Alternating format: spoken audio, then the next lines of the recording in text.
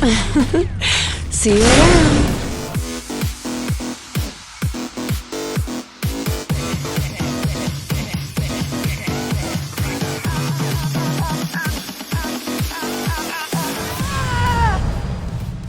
I'm approaching my ultimate goal. Alright, welcome in everyone.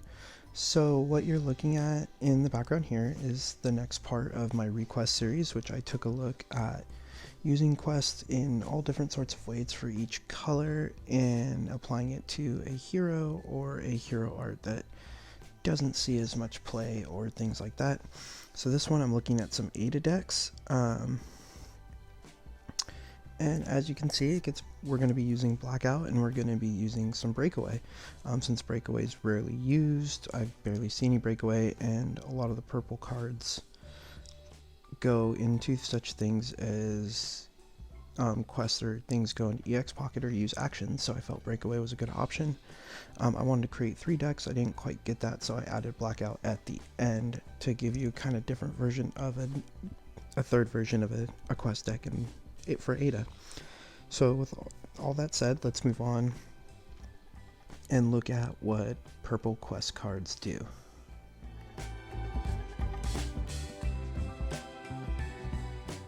Okay, so let's take a look at what purple quest cards are first.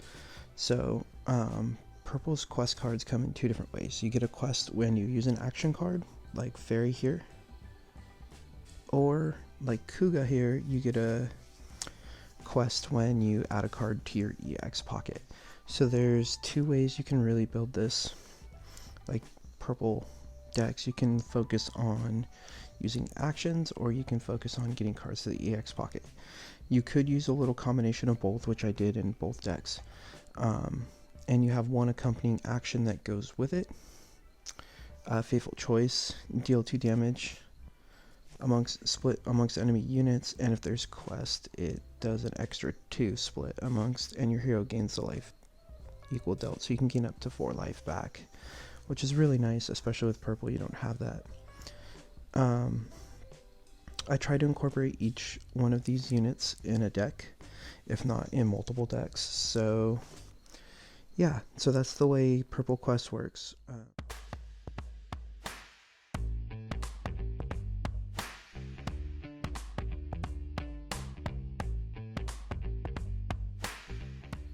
So this first deck I want to talk about, I call it Action Request, because it is the quest based off actions, using an action to activate the quest. So we have a little bit of cheaper actions, and we have a lot of cheaper quest cards, or we have a fair amount of cheap quest units to make it work, and then we have a higher quest unit, and then basically some powerhouses that you can use to hit hard, or use you can use the EX Pocket. Again, we're using Breakaway, so and that's just to recycle quest units if we need to get more quests. The first one is Foresight. So draw 1 card, put it in the EX Pocket. If it only costs 1, it's a great purple card. It's always been there, and it activates quests very easily. Sown in Sand has become a very controversial negate card, due to the fact that it's easy to level up now using quest. I still think it's fair, because you have to have leveled up 5 times. Yes, most of the time you're going to have it within the 30 seconds, but there's also times that you're going to be scrambling to get those 5 quests due to the way that just the game plays out or the hand that gives you. But if a friendly unit has leveled up more than 5 times, it negates an action card with an MP cost of 4 or less, which is really good. It's practically a free negate once you get it activated, but like I said before, I do think it's a little bit fair in the fact that it takes some input to make it work. Birth of Dragon is the next card. If the action response count is 3 or more, place 1 Ascension Whelp onto the field. Ascension Whelp, it's a monster, and it has flight, and it has resonate, deal 2 damage to the unit in front. Very good card to load onto the field if you need to. This is a good response card, because usually you'll play an action to activate a quest. They'll respond. You can respond with this card to not only get another unit on the field, but activate a quest again. Fateful Choice deals 2 damage to split amongst enemy units. Your hero gains life equal to that damage, but if you have a unit with quest on the field, a friendly unit with quest on the field, it deals an additional 2 damage, and you get the life too, so you can do up to 4 damage on one unit. You can go 2 and 2, it can go 3 and 1, but either way, you can get that life back. New quest unit, Fairy. She's a spirit, and she has flight, and with quest, your quest is use an action card. At level 2, you draw a card to your EX pocket, and at level 3, you give -1 MP to the cards in your EX pocket, which works really good to get those higher cost cards on the bottom here out a lot easier, or just keep chaining and keep going. Newt was a card I didn't like at first. I thought he was a little weak until I started playing him, and he's fantastic.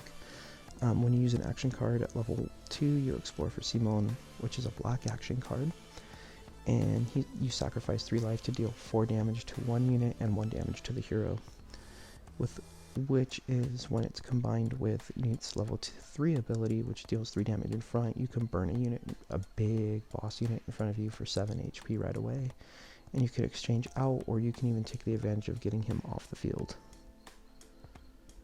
Amalgam is another new spirit unit that came out with quest, and you use an action card, and he gains +1/+1, and at level 3 he gains +1 in spillover. So basically he becomes a 4/7 with spillover, but his only downside is he cannot block, but he can hit hard for a 3 cost. We run 1 foreseen interference, just an extra negate just in case, and it does for 3 or less. Hidden Disloyalty.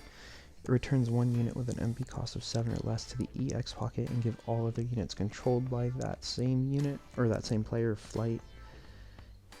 I've used it both ways with this deck. I've used it to save a unit. You could also use it to remove a threat, and then if there's nobody else on the board, or the unit on the board already has flight, it doesn't matter. You just basically negate it, or you give him flight, and then you drop a big unit to erase him. Dice is another new quest unit, and she is a beast, and her quest is a card gets added to your EX pocket, so you can use Breakaway to activate it, or you can use Hidden Disloyalty to activate it. Sorry, I forgot the name for a second, I blanked. Or you can use Fairy or Foresight but it gets activated very easily in this deck. At level 2, you return 1 random enemy unit with 2 or less attack to the EX pocket. So, like, say they drop Strider right away before you hit, so you use an action, or you use something to get to the EX pocket, and Dice will send him back to the opponent's EX pocket. And at level 3, he or she gains +2/+2, so she becomes a 4/10 if she hasn't been hit yet. And that's just ridiculously strong for a 5 cost on the field. It adds to some great exchanges. Beguiling Empress Neven I run next. She had shield and spillover. When an enemy unit dies, she gains +2 HP. And at memory 4, she deals 4 damage to the unit in front, and your hero gains that life in return, which is very, very nice, combined with Faithful Choice to have some life gain. Subtle Butterfly Ada, I run her because of her secondary ability, her death ability, and her third ability. Well, it's her death ability at the same time, I should say. When placed on the field, lock one of your board slots at random for 10 seconds. Whenever a board slot is locked, you gain 1 MP, so technically if you drop her when there's no one on the field, you get her for 5. Death, return this unit to the EX pocket, which would activate Dice's ability, and then place 1 random unit from your hand or EX pocket with an MP cost of 5 or less onto the field. And activate that unit's when played abilities when it happens. So if you can get something like Fatalis down to, or Neven down to 5 cost, you could just basically switch out with them, and she does very, very good exchanges with that. Angel is a new unit that activates upon having 5 level ups. When played, if a friendly unit has leveled up 5, if friendly units have leveled up 5 times or more, seize control of 1 random enemy unit with an MP cost of 4 or less. This is really awesome in Breakaway. you can drop her, steal a unit. If you have 2 empty board slots still, or if you have 1 empty board slot still and the opponent has another 4 cost or less, you can return her with Breakaway and then drop her back down to steal the unit again. I've done that several times. It's a nasty play, but it's fun to do. The next one is the new legendary unit, Hope of the Brood Ryu. He's a human and a monster.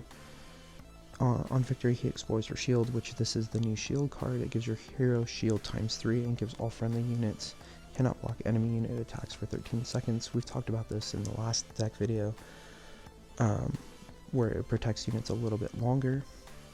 When a friendly unit is placed onto the field, he becomes a sentient dragon, which has rush and shield. When a friendly unit is placed on the field, do 2 damage to the enemy hero. Also, on attacking, does 2 damage to all enemy units. Super good. This is the best ascension you would want for Ryu. He burns the hero, plus he does field damage, which is really good. When an enemy unit dies, so if he gets his victory and explores for shield, he'll become a sentient warrior. He's a monster. He has agility and anti-air, which is still really good. And attacking deals 2 damage to the unit in front. And when an enemy unit dies, he gains 1 attack. So he can get super buff super quick, he can block flying, he can do all the good stuff. I still think Dragon is better, but Warrior is just as good. And Resonate, if you have to Resonate out of it, he becomes a Sentient Whelp, which we've talked about Whelp already. Whelp is still a good card, just I don't want to exchange Ryu for Whelp.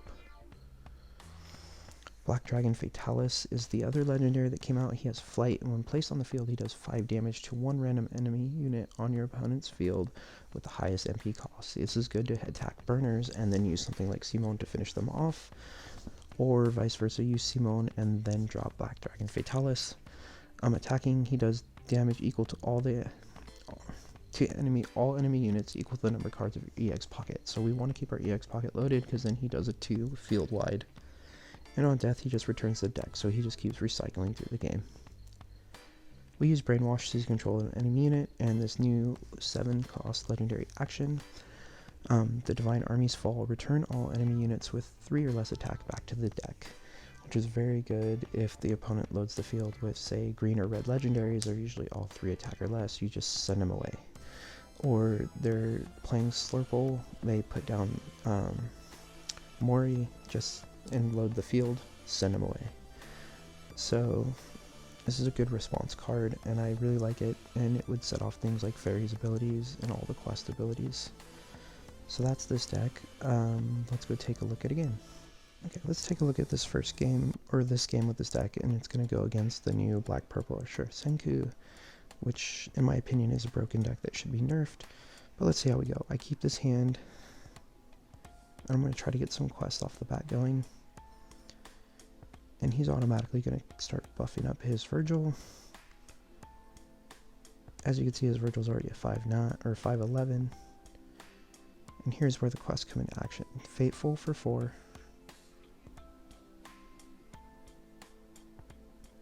Newt's ability for 2. Or 3. And then Simone for 4. There goes Virgil. All of cost of basically him action chaining and making that happen. And I don't know why I blocked there with Amalgam. I wasn't thinking it for the second, but I made a mistake by doing that, because if he buffs, then it's all over. But he negates half his life to get that whelp on the field. And I decide not to send him back, which I could have, but I see I have Unhell and 5 level ups already, so I just go for the steal. I'd either get Whelp or Kasuga, and I got Kasuga, which is nice.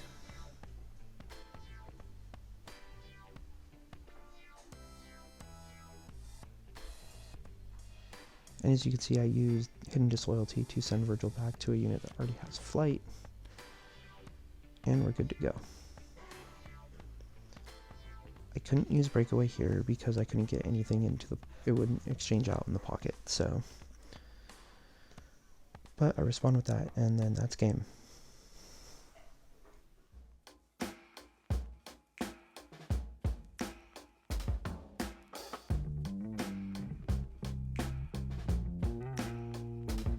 So the next deck we're going to look at is, I call it EX aid request, because you're using the EX pocket as an aid for the questing.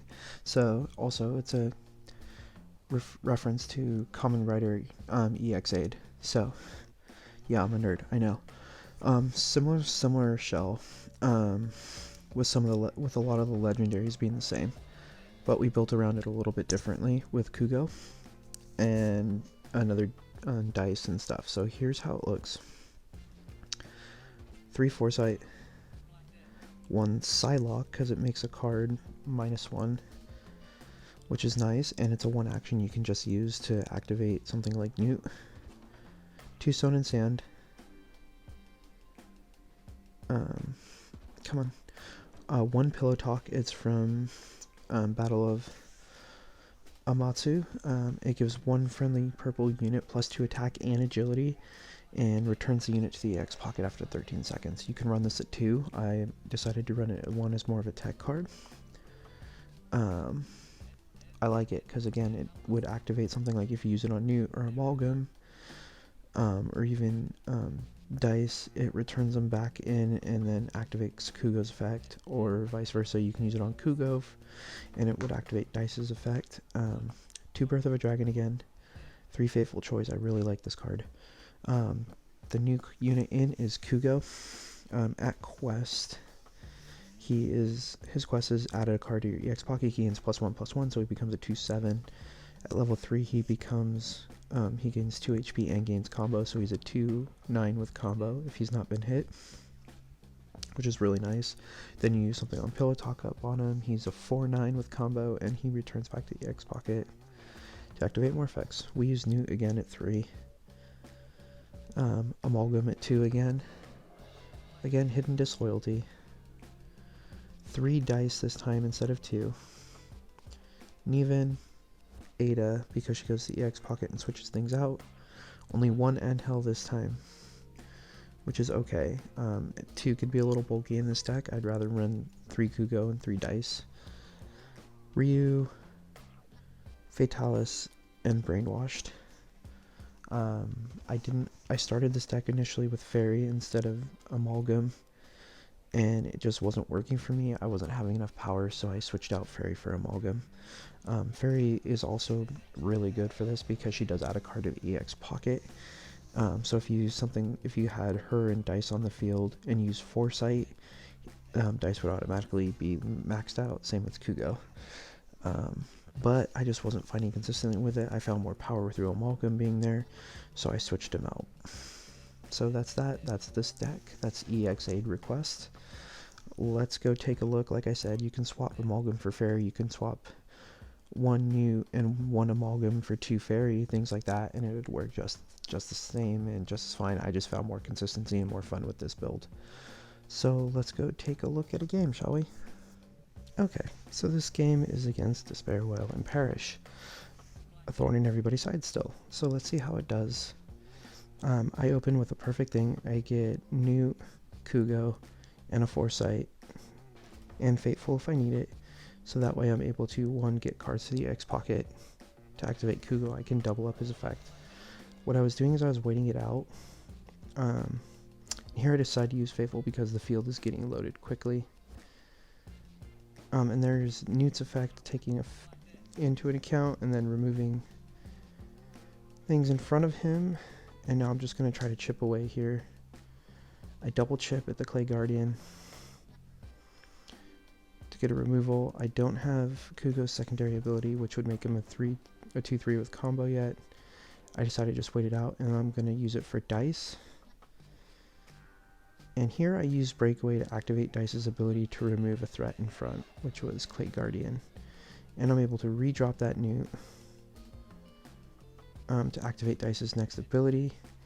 Now here I could have waited and done nothing, but I decided I have the chance to load the field with Whelp, so I do.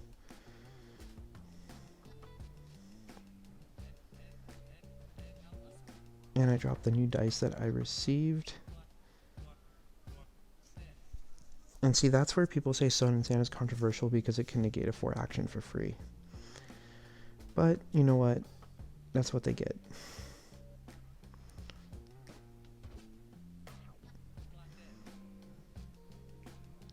Now here's where things are going to get interesting. Because I have the on-hell, I have the ability to just steal units left and right. So I'm going to wait this out. And I'm going to steal the Clay Guardian. And then I'm going to tank it, but when I see that they ascend over with 2-Bay Fox, I know I can steal the 2-Bay Fox too. So I do the Breakaway for on-hell and switch it out and get the 2-Bay Fox and their Clay Guardian. They use shared memories, but the 2-Bay Fox is still alive and they surrender. So that's this deck. So let's take a look at the last one, which is Blackout.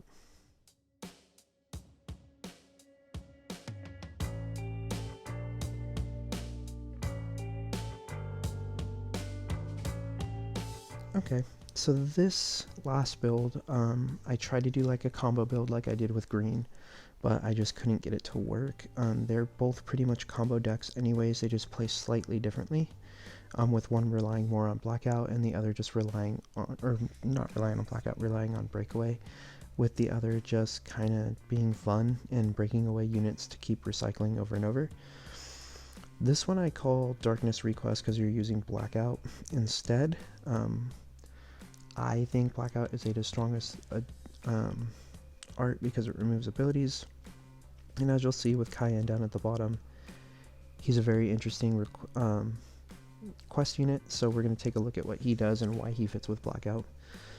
So we use one Psylocke, one of this new action called Blind, excuse me, and it gives one enemy unit -1 attack for each friendly unit on the fields, effective for 1 attack. So you can give them -3, which is very nice for 1. Sun and Sand at 2. Twisted Marriage, you've heard me talk about this before in other Ada decks. Return 1 friendly purple unit to the EX pocket, and in turn that locks one of your empty board spaces for 10 seconds, but it also gives a random enemy unit -4 attack, effective for 1 attack. Very nice to hit something that has Veil, or just something that has like 7 attack. Like I've seen it up there, and you hit it and you get it down to 3 and you can use Blackout on it.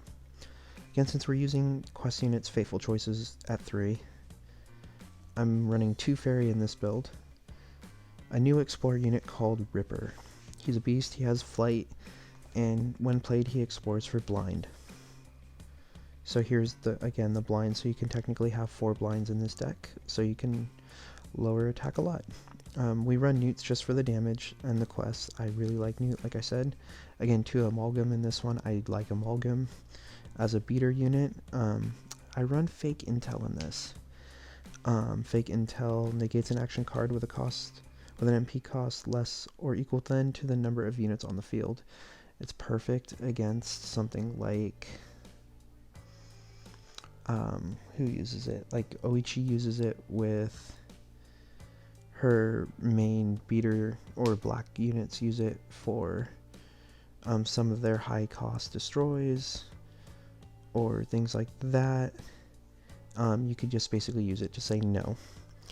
I use Diplomacy of Love in this build because of the -1 attack and slow for 20 seconds gives you a chance to hit big units. Cayenne is the new quest unit. He's a rider. He's a human monster, and his quest is use an action card. It gives -1 attack to all enemy units, effective for 1 attack. That's what I use him for there. But also his next level up does 3 damage to a random enemy unit. Your hero gains life equal to the damage dealt. So it works inside with Fateful, Newt, Simon, and Cayenne all work together to do massive damage on the field if you can activate them all at the same time. Really, really good. And it also lowers attack, which opens up things for Blackout. Hidden Disloyalty, Niven. Here we run, since we're working on leveling up and stuff, and I decided to run Oshu Lord Date Masamune. He's a growth unit, and he has shield, and he was recently buffed a little bit. At level 2 he gains shield, at level 3 he gains combo and spillover, and at level 4 he gains +1/+2. So it becomes a 3/9 with shield, combo, and spillover, which is very, very nice. He used to do plus attack damage 1, but they changed that out for the +1/+2. We run 1 on Hell, Ryu, and Fatalis, and Brainwashed. So that's the Blackout build. It's fun. I've had a good time playing it, getting used to it. This one actually took me a little bit longer to build to find some consistency with, but I've really enjoyed it. And so yeah, let's go take a look at a game. Alright, so this is against a Shield Spire, and judging the way the meta is going right now, I'm assuming that this is a growth heals or a quest healed Spire, so we're gonna go with it. I have a good opening hand with Newt and Birdie Boy. I call him Birdie Boy because I can lower attacks. He has a great opening hand with the chicken and Bunyan. So I'm going to try to remove the chicken right away because it's just damage later down the line is insane. And with Newt, I was able to chip down Bunyan enough to get somewhat exchange. I don't quite get what I want, but I was able to drop Fatalis and remove Bunyan. I dropped Fatalis down where Bunyan was because he would have killed Bunyan or with blocking, or he would have taken out Pekko, and then, you know what I mean, he would have not if he took out Pekko, he still would have killed Bunyan by blocking him. But here we're just exchanging. He ascends over, and as you can see, I was able to reduce her down to a 3-3 very easily. And I'm not going to use Blackout on her because I can just drop Neven for the 4 and the recovery. And I was waiting for him to use Shield Spire so that I can black it out. And he did. And here we're going to have a funky exchange because of this Air Raid card, which would have done 4 to Neven and removed her, so I negated it right away. And instead of letting him get that shield, or getting the block again, I removed it with Fateful, gained some life back, and now I have a huge lead and board advantage, and ways in and out of this. With the 2 Twisteds, I'm able to get out, so I get Fairy out, so that I can use a Twisted and get a card out, but unfortunately it wasn't one I was really looking for, but it ended up being helpful in the long run.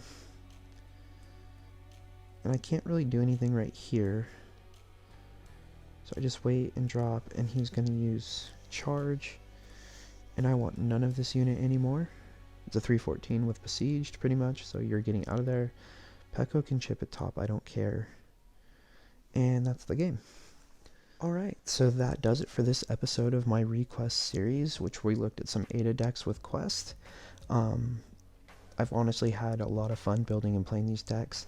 The Action Request has actually been my favorite deck this set so far. It just takes all this little tweaking and the way you can manipulate the field and use Breakaway. It's just been super fun to play. So again, I've had a huge ton of fun playing it. Actually all these decks I've had a huge fun time playing. So yeah, that's going to be the end of this Ada Request deck series, or episode. Next episode we're going to, which hopefully I'll have out Sunday or Monday, we're going to look at Amaterasu, but we're not going to look at GDI, and we're not going to look at Celestial. We're going to look at some Thunder Edge builds with this. So yeah, come back for that.